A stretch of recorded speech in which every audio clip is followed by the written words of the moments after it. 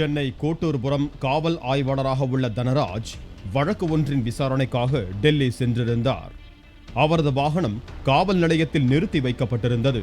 ஞாயிற்றுக்கிழமை இரவு அவரது வாகனத்தின் மீது மர்ம நபர் ஒருவர் மண்ணெண்ணெய் ஊற்றி தீ வைக்க முயன்றார்.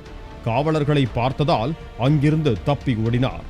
அவரை பிடித்து விசாரித்த போது அந்த இளைஞர் கோட்டூர்புரம் சித்ரா நகரை சேர்ந்த பிரபாகர் என்பது தெரிய வந்தது.